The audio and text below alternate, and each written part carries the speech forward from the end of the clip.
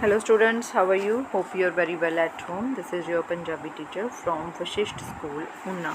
बेटा previous video में हमने वार्तक भाग में से पार्ट नंबर 3 प्रार्थना इस पार्ट के बारे में हमने पढ़ा था, रीडिंग की थी। आगे हम जो पैरा नंबर 8 है उसको आज पढ़ेंगे, ठीक है। तो इसकी सबसे पहले रीडिंग करते हैं। Para number 8। एक वारी एक वड्डा सरदार जो पहले धाड़वी सी आकी हो गया। इस नूं महाराज ने वड्डे औख नाल जित्तिया अते उस नूं रोहतास दे किले विच कैद कर दिता। कैद विच ये सरदार सदैव परमेश्वर ते मनुक्खां नूं गालां दिंदा ते जो मूँह पर आउंदी बकदा रहिंदा। करतार पर विश्वास रखना सर्ब सुखां दी खाण है।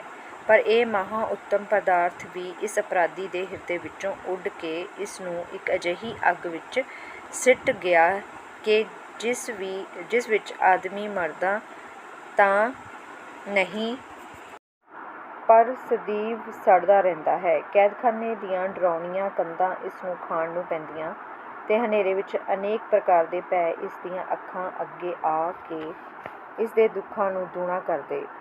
जद कोई सरकारी नौकर इस नूं अन्न पानी देण आउंदा तां ਇਹ महाराज साहिब नूं हजार इक्को साहे सुणाउंदा। इसके औखे शब्द हैं बेटा। धाड़वी हमला करके लुट खो करन वाला, आकी बागी नूं कहा गया है। खान खजाना सदैव सथाई रूप विच। करतार उस परमात्मा नूं कहा गया है। हिरदा दिल। आगे है पैरा नंबर 9। एक दिन ये दुखी समा कट्टण लई अपनी कुटिया दे जाले फरोल रहा सी। अचानक एक पुरानी पोथी हथ लगी। उस नूं लैके पढ़न बैठ गया। वेलियां होण करके इस दा दिल पोथी विच खुबदा गया। छेकड़ एक तुक पुर पहुँचा। सद बख्शंत सदा मेहरवाना सबना देई आधार। इस तुक नूं पढ़ के वो एक प्रकार दे वहन विच पै गया कि की परमात्मा जिस नूं मैं एक डरावना भूत समझदा हाँ एडा कृपालू है, सदैव बख्शदा ते दया करदा है ते पापी पुणात्मा सब नूं आसरा दिंदा है। कि उस नूं किरपा सागर दी मेहर दी छां हेठ मैं नहीं आ सकता। आप जानते हो जद आदमी दुनिया दे हथों सत जाता है तां उसका मन सच्चाई दे प्रवान करन नूं सुते ही तैयार हो जाता है। इस तुक दे पवित्र भाव ने इस डुबदे पुरख नूं सहारा दिता। इस दे औखे शब्द पोथी, छोटी किताब, खुबना चुभना, छेकड़ अखीरला, वहन विचार, कृपालू दयालू, आसरा सहारा, प्रवान मंजूर। आगे है पैरा नंबर 10। एक रात मींह हनेरी ते वर्खा ने ओ तरथली मचाई कि कैदी नूं नींद ना आई।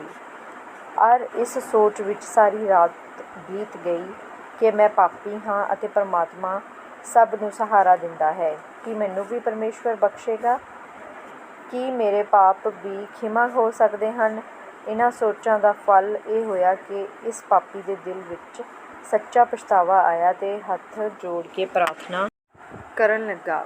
हे अकाल पुरख उस परमात्मा नूं कहा गया है। मैं अपनी जवानी दे दिनां विच कई आदमी बेहोश मारे ते सैकड़े इस्त्रियां विधवा ते अणगिणत बाल अनाथ किते। तेरी सृष्टि नूं दुख दिता ते छेकड़ पातशाह दा जिस ने मैनू धाड़वी तो सरदार बनाया सी दुश्मन हो गया। हे पिता, मैथों वध के पापी कोई नहीं। मैं कुंभी नरक दे जोग हाँ, पर आ बख्शिंद हो, मैनू भी बख्शो। इस प्रकार ढेर चिर प्रार्थना करता रहा। तरथली उथल पुथल, खिमा माफ़ करना, फल नतीजा बेदोश बेगुनाह, बख्शिंद बख्शणहार। इस परमात्मा नूं कहा गया है। Para number 11। कुछ दिन होए फिर ओह पोथी पढ़न लगा तां ये शब्द पढ़िया। जाको मुश्किल अत बने टोई कोए ना देई, लागू होए दुश्मना साख पी भज खले। सबो भजे आसरा चुके सब असराओ, चित आवे उस पार ब्रह्म लगे ना तत्ती वाओ। ये सारा शब्द पढ़ के कैद आनंद प्राप्त होया ते अपने आप विच ही कहन लगा कि अगे मैं ਆਪਣੇ ਆਪ ਨੂੰ ਅਤੀ ਦੁਖੀ ਸਮਝਦਾ ਸਾਂ, ਪਰ ਹੁਣ ਮੈਂ ਆਨੰਦਿਤ ਹਾਂ। ਮੇਰੇ ਸਭ ਸੰਕਟ ਨਿਵਰਤ ਹੋ ਗਏ, ਜਿਸ ਕਾਰਨ ਈਸ਼ਵਰ ਪੁਰ ਭਰੋਸਾ ਤੇ ਉਸ ਦੀ ਬੇਅੰਤ ਦਇਆ ਹੈ। ਮੇਰਾ ਦਿਲ ਜੋ ਸਮੁੰਦਰ ਦੀਆਂ ਲਹਿਰਾਂ ਵਾਂਗ ਡੋਲ ਰਿਹਾ ਸੀ, ਹੁਣ ਸ਼ਾਂਤ ਹੈ। ਇਸ ਪ੍ਰਕਾਰ ਕਰਤਾਰਪੁਰ ਭਰੋਸਾ ਕਰਕੇ ਸੱਚੇ ਪਛਤਾਵੇ ਤੇ ਉਪਾਸਨਾ ਤੋਂ ਇਹ ਅਪਰਾਧੀ ਸੁਖੀ ਹੋ ਗਿਆ ਤੇ ਉਸ ਦੇ ਸਭ ਸੰਕਟ ਨਿਵਰਤ ਹੋ ਗਏ। ਦਿਨੋਂ ਦਿਨ ਪਾਠ ਵਿੱਚ ਵੱਧ ਤੋਂ ਵੱਧ ਪ੍ਰੇਮੀ ਹੁੰਦਾ ਗਿਆ, ਹਰ ਇੱਕ ਗ੍ਰੰਥੀ ਨੂੰ ਸਦਵਾ ਕੇ ਉਸ ਤੋਂ ਕਈ ਸ਼ਬਦਾਂ ਦੇ ਅਰਥ ਸਮਝਦਾ। ਇਹਨਾਂ ਗੱਲਾਂ ਦਾ ਫਲ ਇਹ ਹੋਇਆ ਕਿ ਕੈਦੀ ਦਾ ਵਰਤੋਂ ਵਰਤਾਰਾ ਹੋਰ ਦਾ ਹੋਰ ਹੋ ਗਿਆ। ਹਰੇਕ ਨਾਲ ਮਿੱਠਾ ਬੋਲੇ, ਨਿਮਰਤਾ ਨਾਲ ਵਰਤੇ। ਸਾਰੇ ਲੋਕ ਹੈਰਾਨ ਸਨ ਕਿ ਇਹ ਅਚਰਜ ਖੇਡ ਕੀ ਵਰਤ ਗਈ ਹੈ, ਜੋ ਇਸ ਦਾ ਸੁਭਾਅ ਅਜਿਹਾ ਵਟੀਜ ਹੋ ਗਿਆ। ਆਨੰਦ, ਪ੍ਰਸੰਨਤਾ, ਨਿਵਰਤ, ਬੇਅੰਤ, ਅੰਤਹੀਨ, ਜਿਸ ਦਾ ਕੋਈ ਅੰਤ ਨਹੀਂ, ਵਰਤੋਂ ਵਰਤਾਰਾ, ਮੇਲ ਜੋਲ, ਵਟੀਜ ਬਦਲਣਾ, ਭਰੋਸਾ, ਵਿਸ਼ਵਾਸ। ਪੈਰਾ ਨੰਬਰ 12। ਇਸ ਤੋਂ ਕੁਝ ਦਿਨ ਮਗਰੋਂ ਮਹਾਰਾਜਾ ਰਣਜੀਤ ਸਿੰਘ ਨੇ ਰੋਹਤਾਸ ਆ ਡੇਰੇ ਲਾਏ। ਉਸ ਰਾਤ ਆਪ ਢਿੱਲੇ ਹੋ ਗਏ। ਦਵਾਵਾਂ ਦਰਮਲਾਂ ਸਭ ਅਸਫਲ ਗਈਆਂ। ਜਦ ਅੱਧੀ ਰਾਤ ਤੱਕ ਨੀਂਦ ਨਾ ਆਈ ਤਾਂ ਅਕਾਲ ਪੁਰਖ ਅੱਗੇ ਬੇਨਤੀ ਕੀਤੀ ਕਿ ਹੇ ਕਰਤਾਰ, ਮੈਨੂੰ ਨੀਂਦ ਬਖਸ਼। ਝੱਟ ਅੱਖ ਲੱਗ ਗਈ ਤੇ ਸਵੇਰੇ ਰਾਜੀ ਖੁਸ਼ੀ ਉੱਠੇ। ਵਜ਼ੀਰ ਧਿਆਨ ਸਿੰਘ ਸਦਾ ਕੇ ਬੋਲੇ, ਰਾਜਾ ਜੀ, ਵਾਹਿਗੁਰੂ ਨੇ ਮੇਰੀ ਬੇਨਤੀ ਸੁਣੀ ਤੇ ਮੈਨੂੰ ਆਰਾਮ ਬਖਸ਼ਿਆ। ਮੈਂ ਅੱਜ ਉਸ ਸਿਰਜਣਹਾਰ ਦੇ ਧੰਨਵਾਦ ਵਿੱਚ ਚਾਹੁੰਦਾ ਹਾਂ ਕਿ ਇੱਕ ਭਾਰੇ ਕੈਦੀ ਨੂੰ ਛੁਟਕਾਰਾ ਦਿਆ। ਰਾਜਾ ਬੋਲਿਆ, ਸੱਚੇ ਪਾਤਸ਼ਾਹ, ਇਸ ਕਿਲੇ ਵਿੱਚ ਇੱਕ ਧਾੜਵੀ ਸਰਦਾਰ ਕੈਦ ਹੈ। ਉਸ ਦੀ ਕੈਦ ਵੀ ਕਰੜੀ ਹੈ ਤੇ ਆਪ ਦੀ ਮਿਹਰ ਦੇ ਯੋਗ ਇਸ ਵੇਲੇ ਉਹ ਹੀ ਹੈ। ਮਹਾਰਾਜ ਦਾ ਹੁਕਮ ਹੋ ਗਿਆ। ਝੱਟ ਕੈਦੀ ਨੂੰ ਛੁਟਕਾਰੇ ਦੀ ਖੁਸ਼ਖਬਰੀ ਸੁਣਾਈ ਗਈ ਅਰ ਮਹਾਰਾਜੇ ਦੇ ਪੇਸ਼ ਕੀਤਾ ਗਿਆ। ਆਪ ਨੇ ਹੱਸ ਕੇ ਪੁੱਛਿਆ, ਕਿਉਂ ਭਈ, ਅਜੇ ਸਿੱਧਾ ਹੋਇਆ ਹੈ ਕਿ ਨਹੀਂ? ਇਸ ਦੇ ਉੱਤਰ ਵਿੱਚ ਉਸ ਨੇ ਕੈਦਖਾਨੇ ਦੇ ਸਾਰਾ ਸਮਾਚਾਰ ਸੁਣਾ ਕੇ ਕਿਹਾ ਕਿ ਮਹਾਰਾਜ, ਆਪ ਦੀ ਕਿਰਪਾ ਨਾਲ ਮੈਂ ਧਾੜਵੀ ਤੋਂ ਸਰਦਾਰ ਬਣਿਆ ਤੇ ਆਪ ਜੀ ਦੀ ਹੀ ਕੈਦ ਵਿੱਚ ਆਪਣੇ ਸੱਚੇ ਪਿਤਾ ਪਰਮੇਸ਼ਵਰ ਦੇ ਪ੍ਰੇਮ ਤੋਂ ਜਾਣੂ ਹੋਇਆ। ਹੁਣ ਮੈਨੂੰ ਸੱਚੀ ਖੁਸ਼ੀ ਪ੍ਰਾਪਤ ਹੈ। ਮੇਰਾ ਮਨ ਵਾਹਿਗੁਰੂ ਦੇ ਪ੍ਰੇਮ ਵਿੱਚ ਮਗਨ ਹੈ। ਇਸ ਕੈਦ ਤੋਂ ਹੀ ਉਸ ਦੀ ਬੇਅੰਤ ਦਇਆ ਨਾਲ ਖਲਾਸੀ ਹੋਈ ਹੈ ਤੇ ਅੰਤ ਨੂੰ ਵੀ ਭਲਾ ਮਹਾਭੋਜਲ ਤੋਂ ਉਸ ਨੇ ਛੁਟਕਾਰਾ ਬਖਸ਼ਣਾ ਹੈ। ਦਵਾਵਾਂ ਦੁਆਵਾਂ ਦਾ ਸਿਰਜਣਹਾਰ ਪਰਮਾਤਮਾ, ਛੁਟਕਾਰਾ, ਆਜ਼ਾਦੀ, ਕਰੜੀ, ਕਠੋਰ, ਮਗਨ, ਲੀਨ, ਖਲਾਸੀ, ਰਿਹਾਈ ਜਾਂ ਮੁਕਤੀ। ਅੱਗੇ ਹੈ ਪੈਰਾ ਨੰਬਰ 13। ਮਹਾਰਾਜਾ ਇਹ ਗੱਲਾਂ ਸੁਣ ਕੇ ਵੱਡਾ ਪ੍ਰਸੰਨ ਹੋਇਆ ਤੇ ਉਸ ਨੂੰ ਫਿਰ ਸਰਦਾਰੀ ਦੇਣ ਲੱਗਾ, ਪਰ ਉਸਨੇ ਨੱਕ ਨਾ ਧਰਿਆ, ਭਾਵ ਉਸਨੇ ਸਰਦਾਰੀ ਲੈਣੀ ਪ੍ਰਵਾਨ ਨਾ ਕੀਤੀ। ਪਿਆਰੇ ਪਾਠਕੋ, ਰਤਾ ਸੋਚੋ ਕਿ ਪਰਮੇਸ਼ਵਰ ਪੁਰ ਨਿਸ਼ਚਾ ਕਰਨ ਤੇ ਉਸ ਦੀ ਸੇਵਾ ਵਿੱਚ ਪ੍ਰਾਰਥਨਾ ਕਰਨੀ ਮਨ ਨੂੰ ਕਿੱਡੇ ਸ਼ਾਂਤੀਦਾਇਕ ਹਨ। ਦੁੱਖ, ਸੰਕਟ, ਕਸ਼ਟ ਕੁਝ ਵੀ ਦੁਖਦਾਈ ਨਹੀਂ ਭਾਸਦੇ। ਕਦੀ ਕਿਸੇ ਮਨ ਮਤੀਏ ਦੀ ਇਸ ਗੱਲ ਪੁਰ ਨਾ ਪਤੀਆ ਕਰੋ ਕਿ ਪ੍ਰਾਰਥਨਾ ਕਰਨੀ ਵਿਅਰਥ ਹੈ। ਸਦਾ ਇਸ ਗੱਲ ਨੂੰ ਚੇਤੇ ਰੱਖੋ ਕਿ ਰੱਬ ਸਦਾ ਸਾਡਾ ਦਿਆਲੂ ਪਿਤਾ ਹੈ ਤੇ ਅਸੀਂ ਭੁੱਲਣਹਾਰ ਪੁੱਤਰ ਹਾਂ। ਔਖੇ ਸ਼ਬਦ ਪ੍ਰਸੰਨ, ਖੁਸ਼, ਰਤਾ ਜਰਕ, ਭਾਸਦੇ ਮਹਿਸੂਸ ਹੁੰਦਾ। ਮਨਮਤੀਏ ਆਪਣੀ ਮਰਜ਼ੀ ਕਰਨ ਵਾਲੇ, ਚੇਤੇ ਯਾਦ, ਭੁੱਲਣਹਾਰ ਭੁੱਲਣ ਵਾਲਾ। ਅੱਗੇ ਹੈ ਪੈਰਾ ਨੰਬਰ 14। ਪਰਮੇਸ਼ਵਰ ਸਾਡੇ ਨਾਲ ਪ੍ਰੇਮ ਕਰਦਾ ਹੈ ਔਰ ਉਸ ਨੂੰ ਪ੍ਰਾਪਤ ਕਰਨ ਦੀ ਕੁੰਜੀ ਵੀ ਉਸ ਨਾਲ ਪ੍ਰੇਮ ਕਰਨਾ ਹੈ। ਦਸਮ ਵਾਹਿਗੁਰੂ ਜੀ ਦਾ ਵਾਕ ਹੈ, ਸਾਚ ਕਹੋ ਸੁਨ ਲੇਹ ਸਭੇ, ਜਿਨ ਪ੍ਰੇਮ ਕੀਓ ਤਿਨ ਹੀ ਪ੍ਰਭ ਪਾਇਓ। ਇਹ ਦੁਨੀਆ ਥੋੜੇ ਦਿਨ ਦੀ ਹੈ, ਅੰਤ ਨੂੰ ਪਰਮੇਸ਼ਵਰ ਦੇ ਦਰਗਾਹੇ ਚੱਲਣਾ ਹੈ, ਜਿੱਥੇ ਭਲੇ ਬੁਰੇ ਕੰਮਾਂ ਦਾ ਨਿਸਤਾਰਾ ਹੋਣਾ ਹੈ, ਜਾਂ ਸਦਾ ਦੀ ਖੁਸ਼ੀ ਜਾਂ 84 ਲੱਖ ਜੂਨਾਂ ਦਾ ਨਰਕ।